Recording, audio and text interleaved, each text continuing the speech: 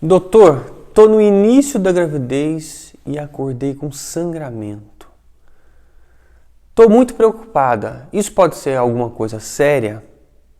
Tá acontecendo alguma coisa com o meu bebê?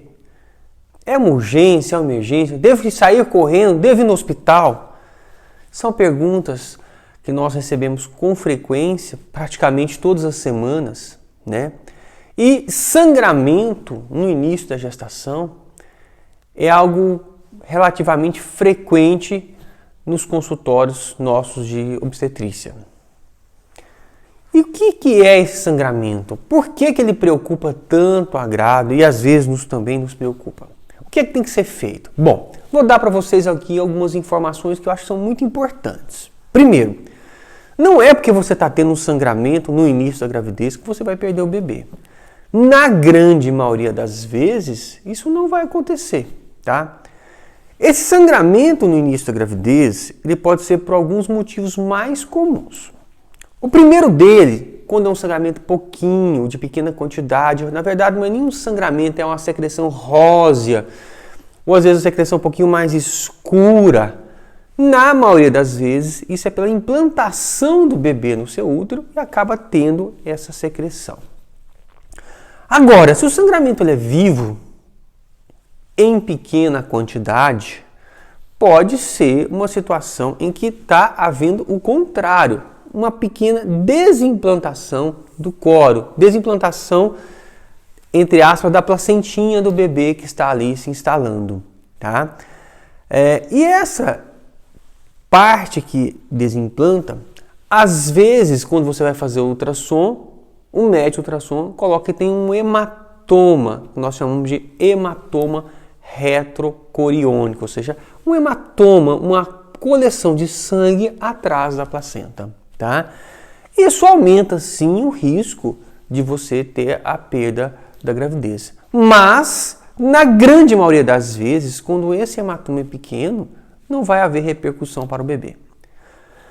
Contudo, toda vez que nós temos um sangramento no início da gravidez, nós classificamos como ameaça de aborto. Ou seja, significa que você está tendo um risco de ter um aborto.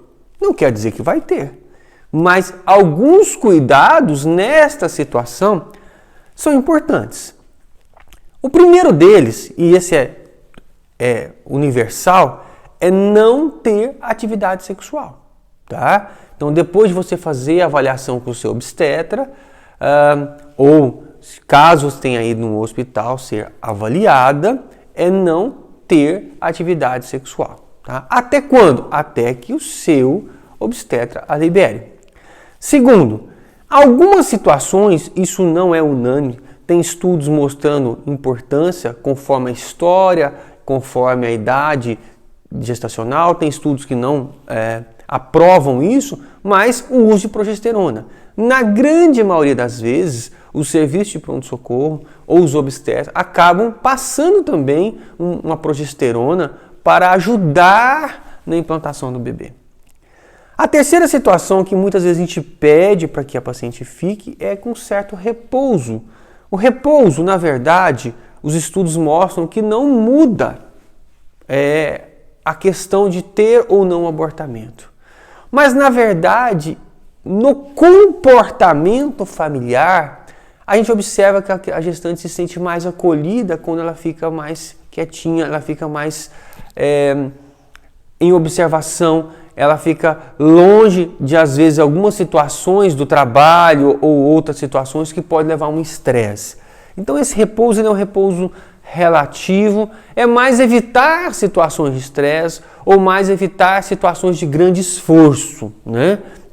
Mas os estudos não mostram que isso realmente vai mudar o percurso, mas a gente entende que é uma maneira de acolher a gestante numa situação que está sendo um desvio daquele momento da gravidez, tá? Agora, fez ultrassom, bebê está bem, teve um pequeno sangramento, tem que ficar fazendo ultrassom o tempo todo? Não, não tem. Ultrassom é um método de diagnóstico, não é um método de tratamento. Tratamento é a postura que vai ser passada pelo seu obstetra. Se houver necessidade de fazer uma frequência maior de ultrassom, com certeza nós vamos falar. Depende muito do tamanho que está esse hematoma, da idade estacional que você teve sangramento, da posição que está essa placentinha, tá?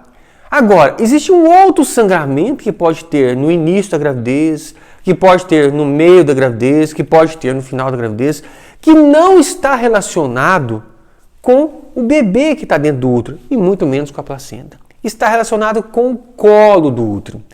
Você pode ter situações que o colo do útero é a parte do útero que está no final da vagina. Então, quando o médico passa aquele aparelho, olha a vagina e colhe o Papa Nicolau, colhe do colo do útero. Então, tem situações que esse colo pode sangrar. Por exemplo, a mais comum, depois da relação sexual. Então, às vezes, o casal vai desesperado no hospital de madrugada porque após a relação sexual teve um sangramento. Muitas vezes o sangramento é do colo do útero, que esse colo na gravidez ele é muito molinho, ele é muito macio. Então, às vezes, na relação sexual ele sangra. Mas existem outras situações que o colo também pode ter sangramento. Por exemplo, tem mulheres que têm uma equitrópia, tem uma ferida grande no colo do útero, tem uma inversão ali da junção escamo-colunar e essa fica muito sensível e acaba tendo sangramento. E uma outra situação que nós já pegamos no consultório esse ano 2 vezes, pacientes com pólipo. Pólipo é como se fosse uma verruguinha ali no canal, né, na entrada do canal do útero, e esse pólipo sangrando. Então ele ficava sangrando, isso deixava a paciente desesperada e, na maioria das vezes, não se fazia o exame especular, fazia ultrassom, estava tudo bem, e na verdade o sangramento era do colo uterino. Tá? É só você fazer a retirada desse pólipo. Então, é muito importante que você se tranquilize, né, em que quando houver sangramento, não significa que vai perder a gestação, mas significa que merece atenção e significa que tem que comunicar ao seu obstetra. Tá?